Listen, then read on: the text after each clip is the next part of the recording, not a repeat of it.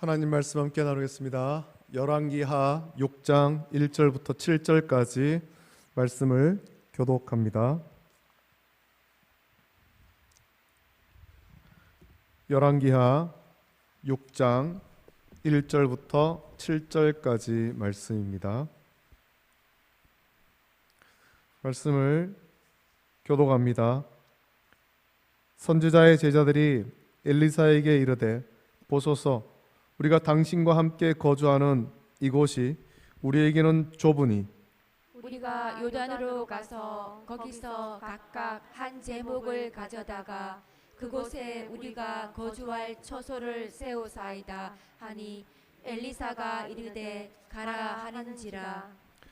그 하나가 이르되 청하건대 당신도 종들과 함께 하소서 하니 엘리사가 이르되 내가 가리라 하고 드디어 그들과 함께 가니라. 무리가 요단에 이르러 나무를 베더니 한 사람이 나무를 벨 때에 쇠도끼가 물에 떨어진지라. 이에 외쳐 이르되 내 주여 이는 빌려온 것이니이다 하니 하나님의 사람이 이르되 어디 빠졌느냐 하매 그곳을 보이는지라. 엘리사가 나뭇가지를 베어 물에 던져 새 도끼를 떠오르게 하고 이르되 너는 그것을 집으라 하니 그 사람이 손을 내밀어 그것을 집으니라. 아멘. 열왕기하 6장 1절부터 7절까지 말씀으로 생활 속에 임하시는 하나님 제목으로 이 시간에 하나님 말씀을 함께 나눕니다. 오늘날 우리 사회에 여러 가지 자격증들이 많이 있습니다. 여러분에게는 어떤 자격증이 있습니까? 국가에서 발급하는 자격증. 아마 어떤 전문 직종의 어떤 자격증 이런 것들을 가진 분도 있겠지만 그런 것 말고 오늘날 대부분의 국민들이 다 가지고 있는 그런 자격증이 있지 않습니까? 운전면허증. 여러분 운전면허증 있습니까? 운전면허증은 우리가 취득해야 될 자격증 가운데 어쩌면 가장 기본적인 자격증일 겁니다. 우리 생활에서 가장 필요하고 요긴하게 사용되는 자격증이 운전면허증이에요.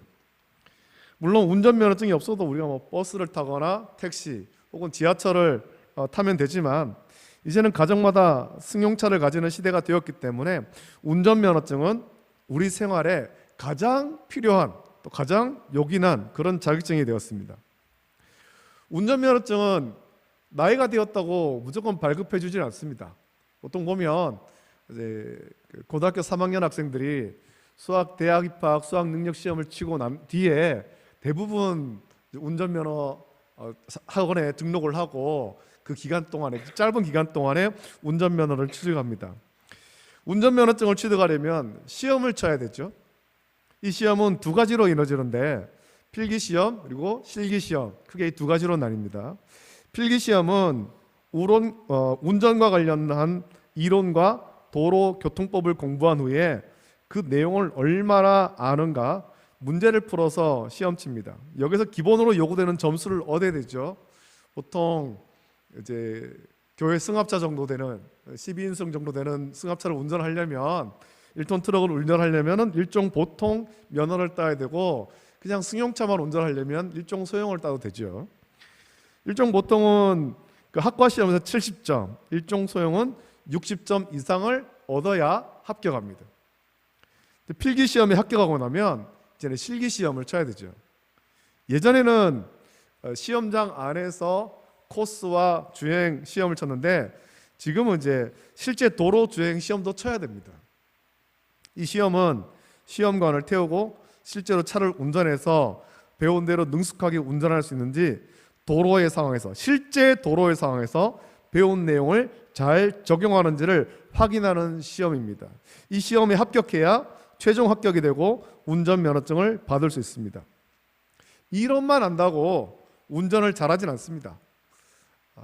컴퓨터 게임 중에 우리 아이들이 하는 게임 중에 자동차 경주 게임이 있습니다. 이 게임을 위한 조종기가 따로 있는데 자동차 운전대와 어떤 페달의 모양을 갖춘 그런 조종기가 있습니다. 마트에 가면 그런 조종기를 팔아요. 자동차 경주 게임을 하는 사람은 화면을 보면서 이 조종기로 실제 자동차를 운전하는 것처럼 그렇게 게임을 합니다. 어린아이 중에는 이런 게임을 잘하는 사람도 많습니다. 하지만 게임에서 아무리 운전을 잘해도 실제 도로에 나오면은 이 게임하고는 전혀 다른 거죠.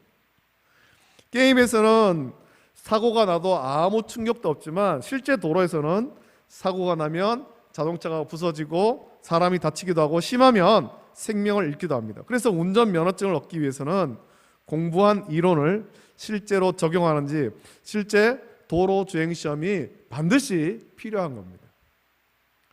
이론만 아는 것으로 그치지 않고 이론을 실제로 적용을 잘 해야 됩니다. 그러면 좋은 운전자가 될 수 있는 거예요. 요즘에 이 도로교통법이 많이 바뀌면서 많은 운전자가 어려워하고 단속되어서 벌금을 물기도 합니다. 이 바뀐 내용을 제대로 익히지 않으니까 실제 운전에서 이론을 적용하지 못해서 단속되는 거예요. 요즘에 이제 우회전할 때 법규가 좀 바뀌었어요. 많이 좀 헷갈리게 바뀐 거예요. 그래서 단속하는 경찰들도 어떻게 바뀌었는지 정확하게 모르는 사람들도 있고 무작정 단속되는 사람도 있고 단속이 안 되는 사람도 있고 뭐 이런 상황이에요. 이론만 잘 알아서는 안 되고 실제에 잘 적용해야 되죠. 이론과 실제를 다 잘해야 됩니다. 우리 신앙생활도 그렇습니다. 우리가 성경을 배우고 설교를 듣는 것은 이론입니다. 교회 와서 성경을 읽고 공부하고 설교를 듣는 것, 이건 이론이죠. 성경 공부를 많이 하고 좋은 목사님의 설교를 많이 들어서 성경을 잘 아는 사람이 많습니다. 아이들도 어려서부터 성경을 배운 아이들은 성경 본문만 읽어도 오늘 목사님이 어떤 설교할지 내용을 벌써 다 알아합니다. 결론을 다 아는 거예요. 저 본문 읽었으니까 이런 내용으로 가지고 결론은 이렇게 날 거야. 저도 그렇게 했었고 요즘에 아이들도 보니까 모태신앙을 잘하는 아이들 보니까 어려서부터 성경을 많이 들었어요. 주일학교 설교 본문이 그게 반복되거든요. 그렇다 보니까 아이들이 내용을 잘 알아요. 결론을 아는 거죠. 그 예배에 그렇게 썩 집중을 안 하는 것 같아요. 어차피 결론을 아니까. 그래서 요즘 목사들의 고민은 성경을 잘 아는 성도들, 그래서 본문만 읽어도 설교의 내용이 어떤 내용인지 잘 아는 성도에게 어떻게 하면 좋은 설교를 할 수 있을지가 고민인 거죠. 한마디로 이제는 오늘날 성도들의 귀가 높아졌다는 겁니다. 한 목사에게만 설교를 듣는 것이 아니라 여러분들도 그렇지 않습니까? 극동방송을 통해서 또 TV를 통해서 인터넷을 통해서 전국에 혹은 세계에 좋은 목사님들의 설교를 원하면 얼마든지 들을 수 있습니다. 그래서 우리 귀가 점점 높아진 거예요. 시대가 발전하면서 성도의 귀는 높아졌지만 안타깝게 성도의 삶은 변하지 않는 것 같습니다. 좋은 말씀을 듣기는 많이 듣는데 우리의 삶은 나아지지가 않는다는 겁니다. 이 나아지지 않는다는 것은 삶의 질이 좋아지고 이런 것을 말하는 것이 아니라 온전한 성도의 삶을 우리가 살지 못한다라는 거죠. 오히려 예전보다 성도의 삶은 안 좋아진 것 같아요. 믿음이 견고하지 못하고 세상에 이 믿음의 선한 영향을 주지 못하는 것 같습니다. 믿음으로 살지 못하는 것 같다는 거죠. 왜 그럴까요? 왜? 성경 공부도 하고 좋은 목사님의 좋은 설교도 많이 들어서 귀는 높아졌지만 그 말씀을 각자의 삶에 적용하는 것이 무척 약해졌기 때문에 그렇습니다. 한마디로 우리의 삶이, 우리의 신앙생활이 이론과 실제가 다르다는 겁니다. 여러분은 어떻습니까? 예배 시간마다 목사를 통해 설교를 듣고 그 말씀을 일주일간의 삶 속에서 여러분 삶 속에 그 말씀을 기억하면서 잘 적용하고 있습니까? 지난 주일 예배를 드리고 오늘 수요일 이 3일 동안 지나오면서 주일에 들었던 그 말씀, 그것을 여러분 삶 속에서 잘 적용하고 있었습니까? 아니면 목사의 설교는 이론일 뿐이라고 생각하면서 그 말씀을 여러분 삶에 적용하지 않고 있습니까? 오늘 교회와 성도가 세상에 이 믿음의 선한 영향을 제대로 주지 못하는 이유가 이거죠. 우리의 신앙생활이 이론과 실제가 분리되고 있는 거예요. 그래서 주일에는 믿음이 좋아 보입니다. 교회에 모여서 예배드리는 성도들을 보면 다 믿음이 좋아 보여요. 예배하고 찬송 부르고 정말 믿음이 좋은 것처럼 보이는데 들은 하나님 말씀을 삶에 적용해야 되는 실제 삶에서는 전혀 그렇지 못할 때가 많다라는 겁니다. 하나님 말씀을 기억하지 못하고 불신자와 구별되지 않은 삶을 삽니다. 하나님 말씀을 우리의 삶에 적용하려고 애를 쓰지 않는 거예요. 왜 하나님 말씀을 우리 삶에 적용하지 않는지 변명할 것이 우리에게 참 많이 있을 거예요. 주일의 삶과 평일의 삶이 다르고 주일에 만나는 사람과 평일에 만나는 사람이 다르기 때문에 그렇다라고 말할 수 있을 것입니다. 또 목사가 평신도의 삶을 살아보지 않아서 평신도가 평일에 세상에서 믿음으로 사는 것이 얼마나 힘든지 몰라서 그렇다라고 말할 수도 있을 것입니다. 물론 그럴 수도 있지만 그래도 성도는 하나님 말씀을 삶에 적용해서 세상에서 거룩하게 구별된 삶을 살아가야 됩니다. 그것이 하나님께서 저와 여러분에게 원하시는 거예요. 우리는 그냥 썬데이 크리스찬으로 부름받은 것이 아닙니다. 주일날 와서 예배를 드리고 말씀 받고 그 말씀을 힘입어서 한 주간을 또한 넉넉히 믿음으로 살아가야 되는 겁니다. 힘들고 어렵지만 그렇게 살아가야 되죠. 말씀을 삶에 적용하면서 세상에서 거룩하게 구별된 하나님 자녀의 삶을 살아가야 됩니다. 우리의 언어가 바뀌어야 되고 우리의 생각과 가치관이 바뀌고 우리의 행동이 달라져야 되는 겁니다. 그렇게 살려고 애를 써야 되죠. 하나님 말씀을 삶에 적용하기 위해서 날마다 성령의 인도하심을 구해야 됩니다. 우리와 함께 하신 하나님을 우리가 항상 의식하고 주일에 받은 하나님 말씀을 기억하려고 애를 써야 되는 겁니다. 새벽기도가 그런 면에서 우리에게 참 유익이 있는데 하루를 시작하기 전에 하나님 말씀을 묵상하고 하루를 살면서 그 말씀대로 살려고 애를 쓰기 때문이죠. 혹 새벽기도를 하지 못했다면 우리가 저녁에 잠들기 전에 하루의 삶을 돌아보고 하나님 말씀을 내 삶에 잘 적용했는가 살펴보는 것도 좋은 방법일 것입니다. 새벽기도를 나오면 좋지만 그렇지 못했다면, 새벽기도를 하기 힘들다면 저녁에 잠들기 전에라도 그 집에서라도 말씀으로 자기 삶을 적용해보는, 돌아보는 그런 시간이 저와 여러분에게 필요합니다. 우리의 신앙생활이 하나님께서 기뻐하시는 신앙생활이 되려면 이 이론을 실제 잘 적용해야 되는 거예요. 1년 52주 또 시간마다 예배를 드리며 하나님 말씀을 받는데 그 말씀을 내 삶 속에서 잘 적용을 해야 되는 거예요. 하나님 말씀이 내 삶에 녹아들어야 되고 그것을 통해서 하나님이 나와 항상 함께 하신다는 것을 우리가 의식해야 되는 것입니다. 우리는 우리의 삶 깊숙이 임하시는 하나님을 느끼고 하나님의 은혜를 누리며 감사의 삶을 살아가야 할 것입니다. 오늘 본문 보면 엘리사와 함께 있는 선지자의 제자들이 많이 있었던 것 같습니다. 숫자가 많이 늘어난 것 같죠. 엘리사에게 하나님 말씀을 배우고 선지자가 되기 위해서 배우는 사람들입니다. 이들이 엘리사와 함께 거주하며 지냈는데 모이는 사람들이 점점 많아지다 보니까 거주하는 곳이 좁아서 함께 거주하지 못하는 문제가 발생하게 된 겁니다. 좀 더 쉽게 설명하면 학교가 이제는 작아진 거죠. 학생은 많아지는데 교실이 부족해진 겁니다. 더 큰 학교를 짓고 더 큰 거처를 지어야 됩니다. 그러자 이 선지자의 제자 중에 한 사람이 요단에 가서 제목을 가져다가 함께 거주할 지금보다 더 큰 처소를 세우자라고 제안했고 엘리사가 허락합니다. 그러자 선지자의 제자 중에 한 사람이 자기들만 제목 구하러 갈 것이 아니라 엘리사도 같이 가자라고 요청했고 엘리사는 함께 가기로 합니다. 그렇게 가서 이제 나무를 구하고 있는데 한 사람이 나무를 베기 위해 도끼질하다가 손에 힘이 없었는지 그만 이 쇠도끼를 물에 빠뜨린 거예요. 아마 쇠도끼를 빠뜨린 그 물이 깊었던 것 같습니다. 얕은 물이면 떨어뜨린 곳에 가서 짚어오면 될 텐데 아마 깊은 곳에 빠졌던가 보죠.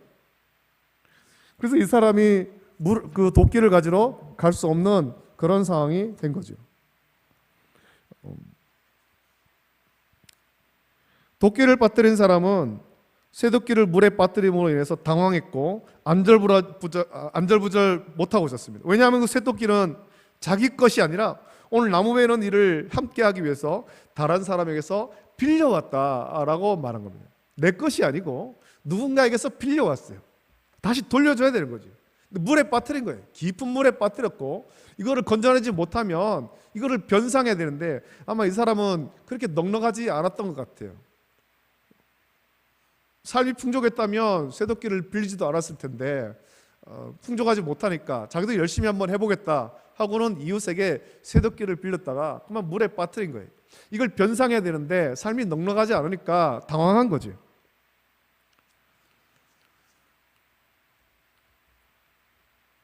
구약에서는 남의 재산에 손해를 입히면 똑같은 것으로 변상하든지 혹은 그에 상응하는 돈을 지불해야 했습니다. 만일 갚을 것이 없으면 자신이 종이 되든지 혹은 자기의 자녀를 종으로 보내어 변상해야 됐습니다. 그게 얼마나 안타까운 일입니까?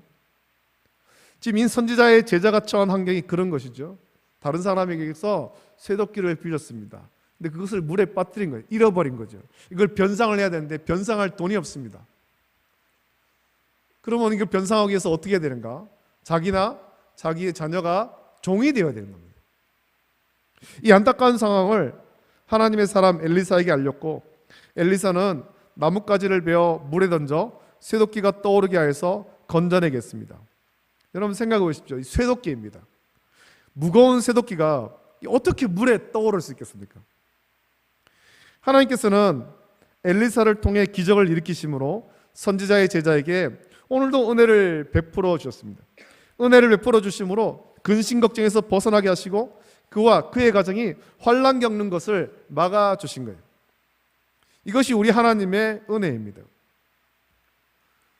오늘 말씀 보면 도끼를 잃어버린 제자는 도끼를 잃어버려서 당황하지만 엘리사를 보십시오. 엘리사는 전혀 당황하지 않고 있습니다.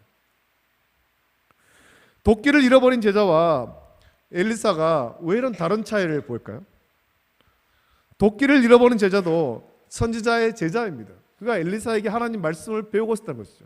하나님 말씀 배우고 하나님의 능력을 배우는 그런 사람이에요.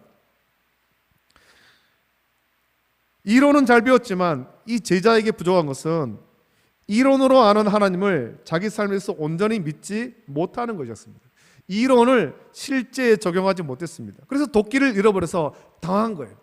지금 이 선지자의 제자가 나무를 베는 것이 자기의 어떤 유익을 위해서 베는 것입니까? 이 선지자의 제자들이 함께 모여서 하나님 말씀 배우려는데 처소가 적으니까 부족하니까 이 처소를 좀 같이 짓자 그런 마음으로 나와서 일을 하는 겁니다. 넓게 생각하면 주를 위해서 일을 하는 것입니다. 주님을 위해서. 주님을 위해서 일을 하다가 그만 쇠도끼를 잃어버렸어요. 이 목적은 주님을 위해서 일하는 것이었습니다. 그렇다면 이 모든 일을 책임져 주실 분도 하나님이신데 이 선지자의 제자가 엘리사를 통해서 이 이론을 배웠지만 안타깝게 그 이론을 자기 삶에서 지금 적용하지 못하고 있다는 겁니다. 하나님을 배우긴 배웠지만 그 하나님은 이론 속에서만 전능하신 하나님, 내 삶 속에 지금 역사하시는 하나님으로 이 선지자의 제자는 인식하지 못하고 있는 겁니다.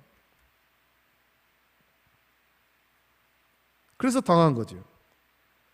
그러나 엘리사를 한번 보십시오. 선지자의 제자가 도끼를 물에 빠뜨려서 당황할 때 엘리사는 전혀 당황하지 않습니다. 나뭇가지를 베어서 물에 던져 쇠도끼가 떠오르게 했습니다. 이것이 엘리사가 무슨 대단한 능력이 있어서 소위 말하는 초능력이 있어서 물에 빠진 무거운 쇠도끼를 떠오르게 한 것이 아닙니다. 전능하신 하나님을 믿고 의지하는 거예요. 이것이 무척 무모해 보이지만 예수님은 이것이 우리가 가져야 될 믿음이다 그렇게 말씀하고 있습니다. 마태복음 17장 20절 말씀 보면 예수님께서 이런 말씀을 하십니다. 우리 한번 찾아보면 좋겠습니다. 마태복음 17장 20절 말씀. 오늘 말씀과 오늘 열왕기하 6장 1절부터 7절까지의 말씀과 연결하여서 마태복음 17장 20절의 말씀을 여러분 한번 읽어보십시오. 우리에게 이러한 믿음이 있는가? 나에게 지금 이런 믿음이 있는가? 우리 돌아봐야 되죠. 마태복음 17장 20절 찾으셨으면 우리가 한 목소리로 말씀을 같이 읽습니다. 시작. 이르시되 너희 믿음이 작은 까닭이니라. 진실로 너희에게 이르노니 만일 너희에게 믿음이 겨자씨 하나만큼만 있어도 이 산을 명하여 여기서 저리로 옮겨지라 하면 옮겨질 것이요 또 너희가 못할 것이 없느니라. 아멘. 여러분 겨자씨 보셨습니까? 겨자씨의 크기가 얼마답니까? 겨자씨는 무척 작은 씨라고 그렇게 설명하죠. 예수님은 우리가 작은 겨자씨 한 알만큼만 믿음이 있어도 큰 일을 할 수 있다 말씀하셨습니다. 여기서 말씀한 믿음은 이론의 믿음이 아니에요. 우리 실제 삶에서의 믿음을 말하는 거죠. 이론으로 하는 그 믿음이 삶에서 적용되는 믿음, 그 믿음이 겨자씨 한 알만큼이라도 있으면 그 믿음을 보시고 하나님께서 역사하신다라는 거예요. 예수님의 이 말씀은 믿음을 이론으로만 알지 말고 삶에 적용하라는 겁니다. 저와 여러분들이 교회 와서 예배를 드리고 말씀을 듣고 이론으로만 하나님을 알고 이론으로만 예수님을 알지 말라는 겁니다. 배운 그 말씀, 들은 그 말씀을 우리의 삶 속에서, 실제 삶 속에서 적용하라는 거예요. 매일매일 삶 속에서, 매일매일 누군가를 만날 때, 매일매일 내가 어떤 일을 할 때 이 믿음을 적용하라는 거예요. 하나님이 나와 함께 하심을, 나에게 역사하심을, 내 삶을 인도하심을, 이 믿음을 적용하라는 거예요.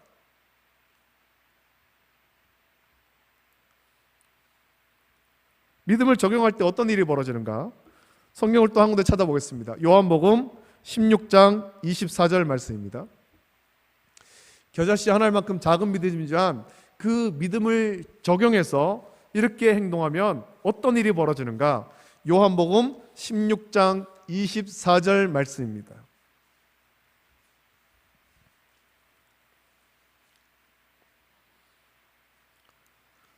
요한복음 16장 24절 찾으셨으면 한 목소리로 함께 읽겠습니다. 시작.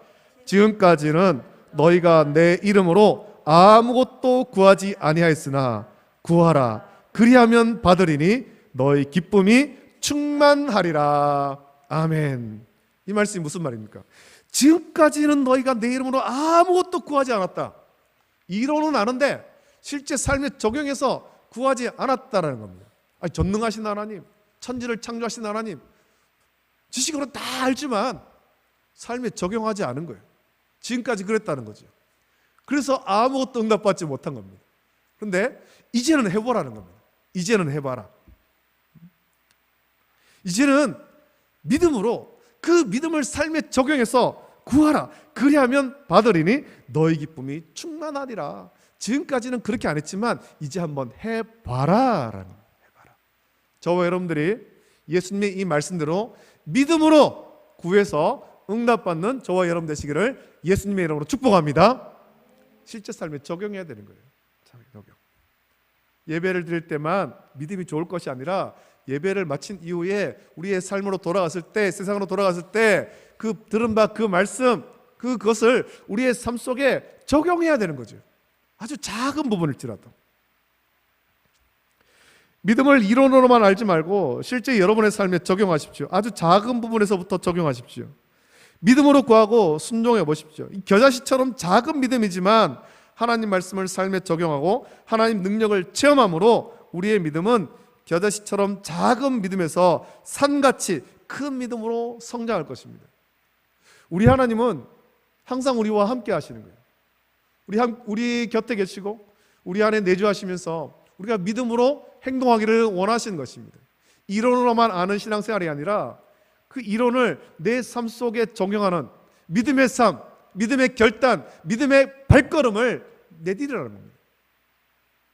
그럴 때 하나님의 역사를 우리는 삶 속에 항상 체험하게 되는 겁니다. 우리 하나님은 이론으로만 말씀하시는 하나님이 아닙니다. 우리와 항상 함께 하시고 우리 생활 속에서 역사하시는 하나님이에요. 이 선지자의 제자가 그 쇠도끼를 물에 빠뜨렸습니다. 깊은 물에 빠뜨렸습니다. 무척 당황스럽겠지만 이 선지자의 제자가 이론으로만 아는 그 믿음이 아니라 실제 삶 속에 적용했다면, 그런 믿음이 있었더라면 이 도끼를 잃어버렸지만 하나님께서 이 도끼를 찾게 하실 것이고, 혹은 그렇지 않더라도 빌린 주인에게 은혜를 입게 하실 것을 이 선지자의 제자는 믿었겠죠. 혹은 또 다른 방법으로 하나님께서 은혜를 베풀어 주실 것을, 이 문제를 해결해 주실 것을 선지자의 제자는 믿었을 것입니다. 오늘 저와 여러분에게 필요한 것이 그것입니다. 우리의 삶 속에, 우리 매일의 삶 속에 얼마나 많은 문제가 있습니까? 얼마나 당황스러운 일들을 당합니까? 얼마나 무섭고 두렵고 힘든 일을 만납니까? 그럴 때 이론으로만 아는 믿음이 아니라 실제 삶에 적용된 믿음이 저와 여러분들에게 필요한 거예요. 세상을 보면서 두려워하고 절망하고 낙심하기만 하는 것이 아니라 내 삶 속에 역사하신 하나님, 이 문제를 해결해 주실 하나님, 나를 선한 길로 인도하실 하나님, 그 하나님을 믿고 믿음으로 구하고 기도하십시오. 그러면 하나님께서 우리의 삶 속에 반드시 역사하실 것입니다. 우리 그것을 체험해야 되는 거죠. 들은 하나님의 말씀, 이 성령 말씀을 내 삶 속에 적용해서 내 생활 속에 역사하신 하나님을 날마다 체험하며 더 큰 믿음으로 성장하는 저와 여러분이 되시기를 예수님의 이름으로 축복합니다. 기도하겠습니다. 하나님 아버지, 은혜를 감사드립니다. 하나님께서 우리를 사랑하시고 자녀 삼으시며 또 오늘도 이 귀한 예배의 자리로 우리를 불러주심을 감사드립니다. 하나님, 우리가 예배하며 하나님 말씀을 받습니다. 아버지 하나님, 우리가 하나님 말씀을 받을 때 그 말씀을 아멘으로 받게 하시고 또 아버지 하나님 받은 바 그 말씀을 듣기만 듣는 것이 아니라 들은 이후에 가슴에 새기고 우리의 삶 속에 그 말씀을 온전히 적용할 수 있도록 은혜를 부어 주시옵소서. 아버지 하나님, 지금까지는 내 이름으로 구하지 아니하였지만 이제는 지금까지는 너희가 내 이름으로 아무것도 구하지 아니하였으나 구하라 그리하면 받으리니 너희 기쁨이 충만하리라 라고 말씀하셨습니다. 우리가 하나님을 믿는다, 예수님을 믿는다고 하였지만 아버지는 지금까지 믿음의 삶을 살지 못했습니다.